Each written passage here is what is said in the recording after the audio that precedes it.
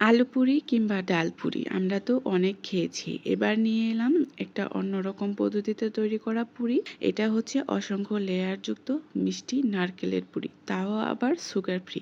এই পুরিটা কিন্তু বাচ্চা এবং ডায়াবেটিস রোগীরা অনায়াসে খেতে পারবে। যাদের ডায়াবেটিস আছে তারা কিন্তু ভয়ে কোনো মিষ্টি জিনিস খেতে পারে না, তো তারা কিন্তু এই পিঠাটা অনায়াসে খেতে পারেন। তো এর জন্য আমার লাগছে 1 কাপ আটা, আর এখানে দিয়ে দিচ্ছি 1 চিমটি মতো বেকিং সোডা আর একটুখানি সয়াবিন তেল দিয়ে আটাটাকে আমি খুব ভালো করে মিশিয়ে নেব। আর একটা মুঠো মতো করলে দেখা যাবে এটা খুব সহজেই ঝুড়ো হয়ে যাবে। তো এই পর্যায়ে এলে আমি কিন্তু আটাটাকে একটু একটু করে জল দিয়ে মেখে নেব। একবারে বেশি করে জল দিব না, একটু একটু জল দিয়ে একটা সুন্দর একটা সফট ডো বানিয়ে নেব। যারা এই মুহূর্তে আমার চ্যানেলে এসে পৌঁছে গেছেন এবং আমার ভিডিওটি দেখছেন, তাদের কাছে অনুরোধ করব আমার চ্যানেলটিকে প্লিজ সাবস্ক্রাইব করে দিবেন। তো আমি আটাটাকে এইভাবে কিন্তু ছোট ছোট করে লেচি কেটে নিচ্ছি। আর এইভাবে করে আটাটাকে আগের থেকে রেডি করে রাখলে পরে কিন্তু রুটি বেলতে আমাদের অনেক সুবিধা হয়। নর্মাল জল দিয়ে আটা মেখে সাথে সাথে রুটি বেলতে গেলে কিন্তু সেটা কুঁচকে যায়, ভালোভাবে বেলা যায় না। তো এইভাবে করে রেডি করে রেখে 10 মিনিট রেস্টে রাখলে কিন্তু আটাটাকে খুব সহজে বেলা যায়। তো আমি এটাকে 10 মিনিটের জন্য রেস্টে রেখে দিলাম। তারপরে আমি পুরের জন্য পুরটা তৈরি করে নেব। তো এইখানে আমি নিয়েছি 1 কাপ নারকেল কোরানো আর দিয়ে দিব খেজুরের পিউরি। তো মিষ্টি করার জন্য আমি এখানে খেজুরের পিউরিটাই নিয়েছি। আপনারা চাইলে গুড় কিংবা চিনি ব্যবহার করতে পারেন। যেহেতু আমি আমার বাচ্চার জন্য এই পিঠাটা বানাচ্ছিলাম, সেহেতু আমি এখানে খেজুর পিউরিটাই দিয়ে দিলাম। তারপর এটাকে কিছুক্ষণ নেড়ে চেড়ে একটু শুকিয়ে নিয়ে এখানে আমি কিছুটা গুঁড়া দুধ অ্যাড করে দেব। এই গুঁড়া দুধটা দিলে কিন্তু পুরির স্বাদটা অনেকটাই বেড়ে যাবে। তো আমি গুঁড়া দুধটা দেওয়ার পরে এটাকে আরও কিছুক্ষণ নেড়ে চেড়ে ভালো করে মিশিয়ে নেব। তারপর রান্না হয়ে গেলে এটাকে ঠান্ডা করে নেব।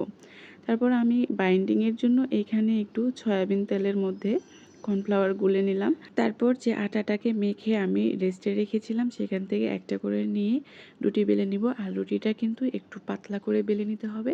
তারপর রুটিটা বেলার পর যে কর্নফ্লাওয়ারের মিশ্রণটা আমি রেডি করে রেখেছিলাম সেই মিশ্রণটা দিয়ে হাত দিয়ে একটু ছড়িয়ে দিব, আর শুকনো কর্নফ্লাওয়ার একটু উপর থেকে ছড়িয়ে দিব, দিয়ে এটাকে ভাঁজ করে নিব। আর আমি কিভাবে ভাঁজগুলো করছি আপনারা একটু খেয়াল করে দেখবেন। আর এখানে যত বেশি ভাঁজ করা যাবে এটা কিন্তু লেয়ারটা তত বেশি বাড়বে। তো আমি প্রত্যেকটা ভাজে ভাজেই কিন্তু কর্নফ্লাওয়ারের মিশ্রণটা দিয়ে ভালো করে আটার মধ্যে লাগিয়ে নেব। তারপর আমি একটা বেলুনের সাহায্যে এটাকে আরও কিছুটা চ্যাপ্টা করে দিচ্ছি, যাতে করে আমাদের ফোল্ড করতে সুবিধা হয়। তারপরে শেষ পর্যায়ে আরও একটু কর্নফ্লাওয়ার লাগিয়ে নিয়ে তারপরে আমি এটাকে রোল করে নিব। রোল করা হয়ে গেলে এখন ছুরি দিয়ে মাঝখান থেকে কেটে নিব।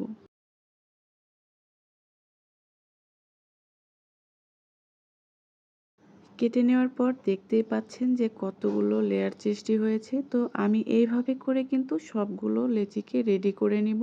তারপর একটা একটা করে লেচি নিয়ে কিন্তু আমি বেলনের সাহায্যে একটু বেলে নিব। খুব বেশি চাপাচাপি করা যাবে না, তাহলে কিন্তু লেয়ারগুলো নষ্ট হয়ে যেতে পারে। তারপরে আমি যে পুরটা রেডি করে রেখেছিলাম সেই পুরটা মাঝখানে দিয়ে মুখটাকে ভালো করে লাগিয়ে নেব এবং হাত দিয়ে একটু করে চেপে নিব। তো আমি এইভাবে করে সবগুলো পুরিকে কিন্তু বানিয়ে নিয়েছি। এখন আমি ভেজে শেয়ার করছি।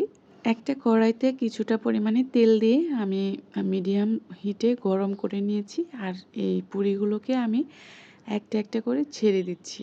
এই পুরিগুলোকে কিন্তু মিডিয়াম হিটে রেখেই ভাজতে হবে, কারণ বেশি হাই হিটে করলে কিন্তু পুরিটা উপর থেকে পড়ে যাবে আর ভেতর থেকে ভালো করে কুক হবে না, আর মুচমুচেও হবে না। তো আমি মিডিয়াম হিটে রেখে পুরিগুলোকে উল্টে পাল্টে একটু সময় নিয়ে লাল লাল করে ভেজে নেব। আর ভাজার সময় খেয়াল করলে দেখতে পারবেন যে এটা কিন্তু লেয়ারটা বের হয়ে যাবে আর লেয়ারটা দেখা যাবে। তো আমি এগুলোকে খুব ভালো করে উল্টে পাল্টে ভেজে নিব।